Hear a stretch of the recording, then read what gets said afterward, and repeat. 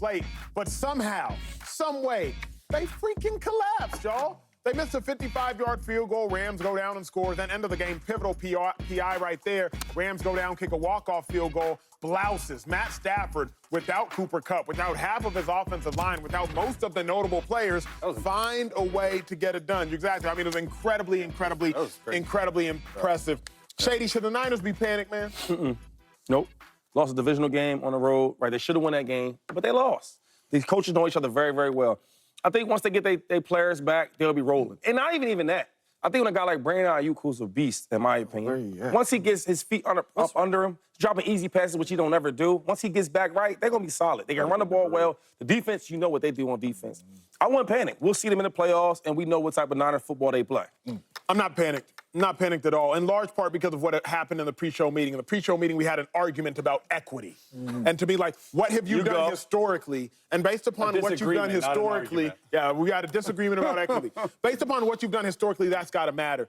Niners started 3-5 3 years ago, made it to the NFC Championship game. They started 3-4 2 years ago, made it to the NFC Championship game. I am not worried when the Niners struggle early, especially when they struggle early without their guys. I'm a big why guy. Why is what is occurring? Brock Purdy played great yesterday. He played well enough to win. The field goal kicker played solid. Played solid, bro. You know what I'm saying? Great. So as I look at it, I'm not panicked at all. Chase, where you at? He played nice. I'm like the line you drew. Go ahead, give it to me right here. The line you drew earlier about like panicked or not panicked. Like I'm right in the middle. Yeah. I'm not super panicked, but I'm a little panicked. But I'm just not a little bit of both. I don't know. It's hard to explain because I agree they lost a divisional opponent, and it seems like Sean McVay sort of has Kyle Shanahan's number a little bit throughout the years. But they lost to a Rams team that's beat up. And the Rams got blown out of the stadium last week by the Arizona Cardinals. So at what point do you say you need to worry? You did good stats about when they started. This feels different to me because they don't have CMC, they don't have Debo, and they don't have Kittle. Trent Williams missed a couple plays. He was gimpy getting set up. Brandon Ayuk is not 100%. So all those guys are your all-pros. At the earliest, it's week 7 when all those guys could come back. Debo, Kittle, and McCaffrey. Can you handle being 2-5 or 3-4 and clawing and fighting your way through that division? The Seahawks are 3-0. Now, I don't think they're as good a team as they are, but when you're already in a 2-game hole, mentally as a team, it does something to you. I just don't know if they're getting their guys back. Plus, they have the second hardest schedule of remaining games. Most guys it's like 60% win percentage for the remaining opponents. So it's not like it's like going to cakewalk. I'm worried about the injuries, if they can actually get back. Not only get back, but can you actually go out there and perform? James, final thought. Sounds like you panicked, dog.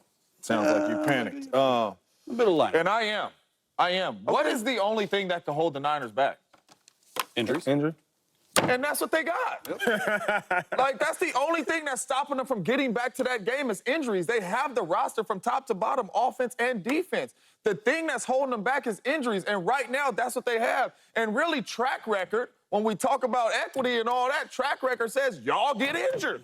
In training camp, in preseason, in regular season, in postseason, y'all get injured. And right now, the injury bug is on y'all early in the season. And I don't know if Debo comes back the way he plays the game, if he gonna get hurt again. We don't know how CMC gonna come back after this, knowing that you ain't did nothing over this time you're on IR. He got to get back in the groove, just like Brandon Ayuk is getting back in the groove. I'm panicked right now strictly because they don't have their guys. Injury bug, Acho? It's like a gnat at a barbecue. Just keep coming back, huh? I get that. Hey, when we return, it's our first Monday morning presser. What that means, we're sounding off on a player, on a coach, on a team. Somebody getting called out, either good or bad. We're stepping up to the podium after the break to giving up over 470 yards, y'all, through the last 2 games, including 7 touchdowns. Atrocious is what the Cowboys defense got going on. 274 yards is what the Ravens did just yesterday. After the game, though, Micah he's not happy there. Yeah. All right, now listen to Micah. Oh, it's getting good. I mean, the same thing. I think, and now we got people just trying to be Superman. People just got on their jobs, man. We don't need everyone to be Superman. We don't need no Superman together. We just got other guys playing together. And right now, they just not. And you listen. Oh, Lord. Now that's the facility. Hey, that's real talk, though. That's how you be That talking really to happens. people after the game. Man, trying to be Superman, man. They ain't in their gaps, no. Do your job, man. We're going to be all right, man. They confirmed on set on the break that they said I was a hater. They did. Wow. They did. Word has come through that Shady McCoy is the biggest hater on the show. Can we get a poll? Yeah. Like, can we get a facility poll? Who the tweet that biggest out. hater? Steven, put that out. I need you to tweet that On a out. scale of 1 to Who's the hater, biggest how big of a hater? Who's the biggest Tweet it hater out on the right now. Go facility? to the facility FS1. It's okay, bro. and Can we who's the say biggest hater on the show? Can we say is Shady a hater or is he keep it real? No. Other than the Who's Eagles. biggest Other than the hater Eagles. on the show? Other than the Eagles. We're putting the poll out right now. If y'all might on get some, Twitter, too. go vote. We will reveal the hey. results by the end of the show. James, let me ask you this question back on topic. Are the Cowboys broken? Oh, man. Broken. That's a strong word. In the production meeting, my answer was yes. Come on, don't do this again. I'm going to say no. To be honest with you, I truly believe this might be a blessing in disguise for the Cowboys, right? The season has always started off peaches and cream for the Cowboys, right? Blowing people out, winning some games, right? Starting off 2-1, right? 12-12-12. We keep saying that. Getting to the playoffs. They might need a little bit of this early, right? And Mike can change my answer because he's up there. He's saying, man, we don't need Superman.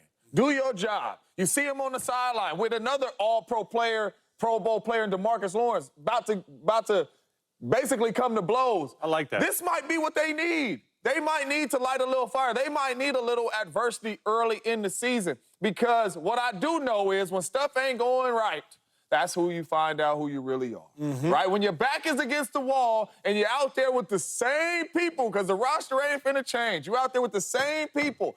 That's when you find out who you are. It's time for us to find out who the Cowboys are. I'm not saying they broken right now. I'm going to wait till after this week and see how they bounce back and see if this can change. But I'm going to say they're not broken right They now. broken. I mean, they're not broken, but they might be a little fractured. They're fractured. I'm going to say no, right? And it's a long season. And I've seen teams who start bad and end up good, right? And I do think they have the leadership because Dak Prescott's been out there for a long time. Michael Parsons, he's emerged to that, like, leader role. So they got the players, right? And then, you know, you guys are so big on Zimmer. Don't give on Zimmer now, guys. I will say this, though. Saquon Barkley is coming up soon. And if Derrick Henry can go for that many yards, 151 yards, oh, my God, Saquon's going for 225. So whatever you do, broken or not broken, you better fix it, because if you don't, I will be on TV. What is it called? Hating. Yeah. For sure. Oh, my gosh. No, the Cowboys aren't broken. It's getting to a point where they're running out of time, though. And, look, I was on the Chiefs team that started 1-5. In 2015, under Andy Reid, Alex Smith was the head coach, and to Shady's point, teams can turn around. We finished 11-5. We finished 11-5 in that year. And at some point, Andy Reid set us down and said, guys, you players have to take accountability for what is on the field because we can only do so much as coaches. He would always say, it's players, not plays. Yeah. Players, not plays. My only issue with Dallas, okay, they don't have Andy Reid. They have Mike McCarthy, who's a lame duck. He does not have a contract extension for next year. That might be the issue.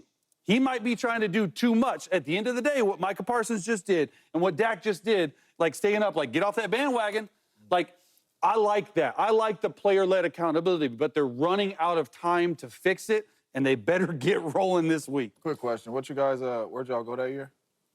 We divisional round. We got beat by Tom Brady by 8 points in divisional round. We beat the Texans 30-0. So you won one playoff game? One. All right, so that ain't good enough. I mean, but they had Alex Smith, though. So that's like a Super Bowl. Care who they are. That's why I say you're a hater. Don't hate on my guy. Right there. You don't need to is hate on why I my say guy. That's how they. It's Alex Smith, bro. Alex was like, That's keeping it real. That's Alex keeping Smith, bro, he's that's keeping it above. He was a number one pick overall. He was above average. That's real right I don't there. think the poll. I don't Number one think pick overall, he was above average. I don't think the poll is going to agree with you. Hold on. Before we go to break, though. I ain't going to break out Did I say anything wrong? He's above average as number one pick overall. That was just unnecessary. Yeah, you didn't need it. I'm saying I'm giving you credit. Like, y'all went 11-5. I didn't do anything. I didn't play. I'm saying I went 11-5 was the playoffs. And y'all had Alex Smith. Like, that's pretty freaking That is good. Those are his best 2 years, 2015. Good. I think the Cowboys are broken. Can they be fixed? Maybe, but broken, big dog. Because Can you super glue them back together? what can you do to make Rico Dowdle more explosive? What can you do to make Deuce Vaughn bigger? Extra split. What can you do to make Ezekiel Elliott faster? I mean, outside of performance-enhancing drugs, which are illegal, the Cowboys' running back room is what it is. Not good. What can you do?